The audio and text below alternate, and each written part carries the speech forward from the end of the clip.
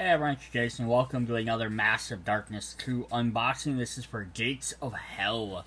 This is the enemy box. So the enemy boxes are going to add, generally, not all the time, but they're usually going to add a roaming monster and then 2 sets of mobs, which is a leader and 6 minions. So this is going to give us some extra hellish characters to fight, as you can see on the box. This is the one expansion other than Heavenfall, which is the campaign expansion, that is not listed as being a Kickstarter exclusive. Doesn't necessarily mean it's going to hit retail everywhere, but hopefully it will, so if people want to pick up at least an extra expansion. Alright, we're going to hop right in this, and we're going to look at our first 2 mobs. Not our first 2, our only 2 mobs. We're going to look at our first mob. We have... so what they're all going to come with is you're going to get your level 1 to 2 cards. You're going to get your 3 to 4 and your level 5, like you'd have in the base game. Then if you've picked up the Heavenfall expansion, so you can play campaign mode, you'll be able to make use of the level 7 to 8, 6 to 7, 8 to 9, and level 10.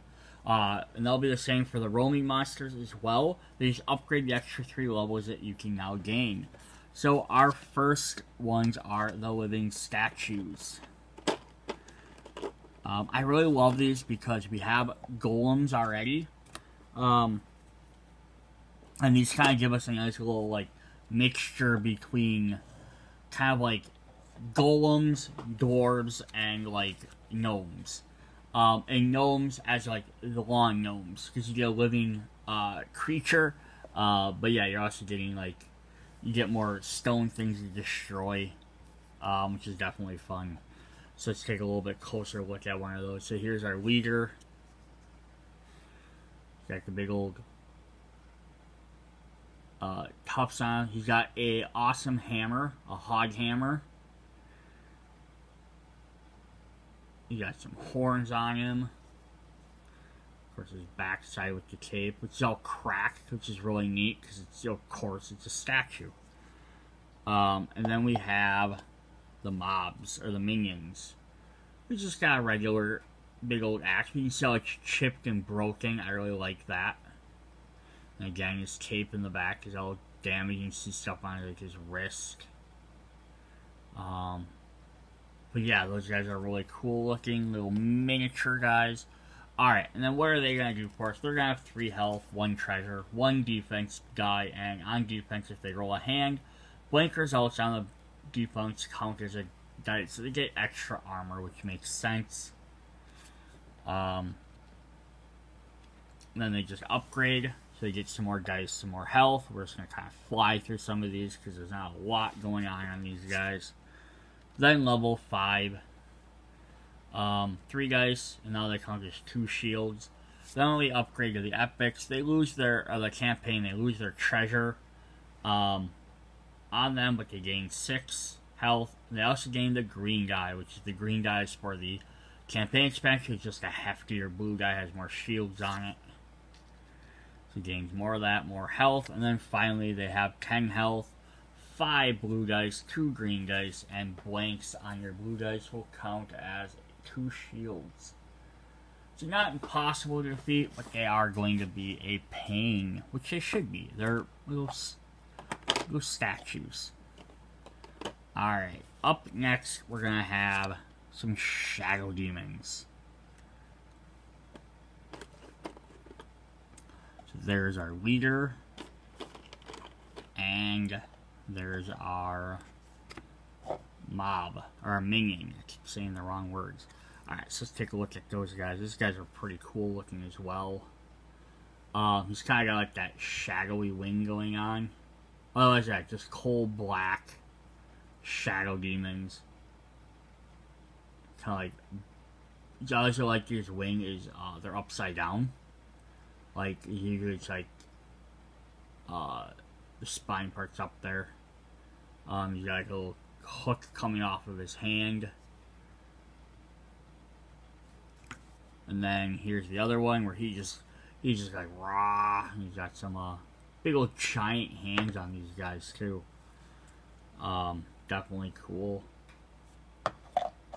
I like the, so you can kind of, I like how you can kind of play, you can have just sort of like, if you want to make your own campaign, they have enough kind of like regular-ish creatures like skeletons, and like the stone characters. You can fight the living statues, or you have enough hell creatures, you have angel creatures. Like, they give you enough variety you can kind of play around. Alright, so these guys only have 3 health, but if they're in the shadow, they're going to do 1 extra, potentially do 1 extra yellow die. As they upgrade, they can do some orange die, they gain some more health. And then they gain even more guys. Of course, these guys need a bonus in the shadows. So you have to kind of pull them into the light if you want to be able to take them out easier. Or at least not take as much, potentially take more damage. This one gets them 4 with 1 green die. And they're up to 2 orange die. And then finally they're level 10, 9 health, 4 blue die, 3 green die. And if they get the claw in the shadows, they gain 2 orange die and 1 red die. So definitely could be a pain to fight. Alright. Then we got our big guy here. We got Cerberus. Because what would going to hell be if we're not going to fight Cerberus, right? The 3-headed hellhound. Yeah, definitely. Like, he's all charcoaly, like his chest is like ripped open, so it's like a furnace. Multiple heads. He's got a snake for a tail. That's awesome. You can see it in the artwork. Yeah, it looks like the cover here. So his chest, with the inside, they made like a furnace, which is really cool. Plus the heads are like skulls, which is really cool as well. It's a neat design for being a hell beast. Alright, so they have 5 health per hero, 2 blue die and 1 black for defense, and his attack is a magical, so it has up to 1 extra range, plus it's 1 orange and 1 black die. It says, while Cerberus is in the dungeon, fire on heroes cannot be removed. Heroes still suffer its effect when activating. If any hero has no fire, Cerberus moves 2 zones towards the closest hero with no fire, tosses all 3 Cerberus tokens. Each hero in magic range takes 1 fire damage for each token that resulted in a fire. If all heroes have fire tokens, Cerberus moves 2 zones towards the closest hero and attacks them. And then combat, they take 1 extra fire. So basically, you need to take him out as quick as possible, or that fire is going to hurt you. He's got 3 tokens. I love that it's the 3 different heads as well. Like, they didn't just pick 1 head. So you flip these all up in the air and they land on one side or the other. They land on fire, you take fire damage. Otherwise, it does nothing. Like, maybe just barking instead of actually shooting a fireball. Then his upgraded. So, all the activation text should stay the same. But he's going to gain more health, more treasures, more attack and defense dice. Same thing for the level 5.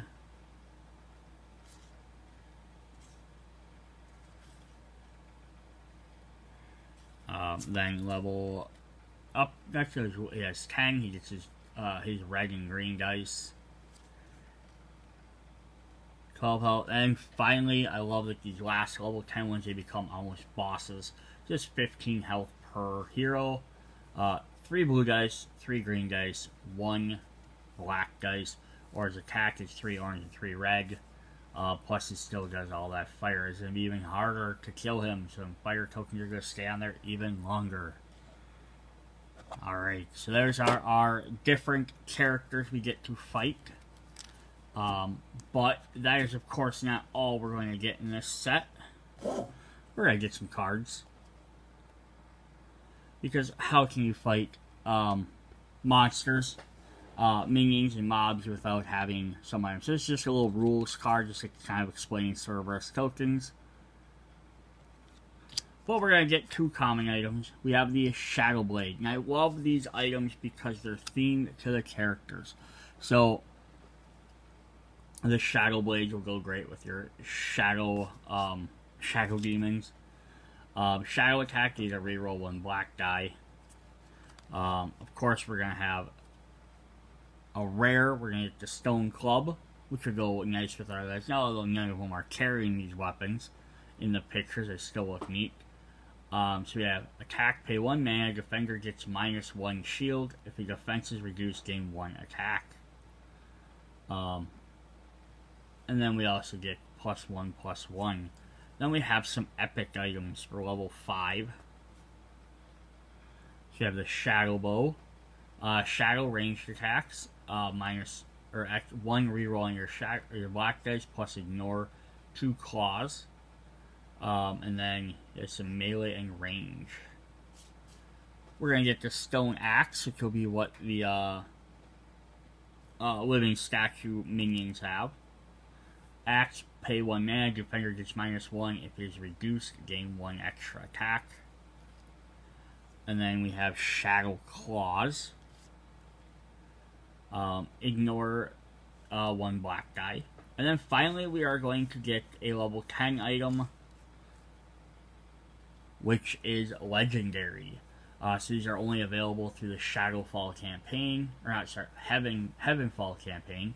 So this is the Hog Hammer, which is what the living statue's main leader has. So attack, pay 2 mana, +1 for each claw result after all rerolls.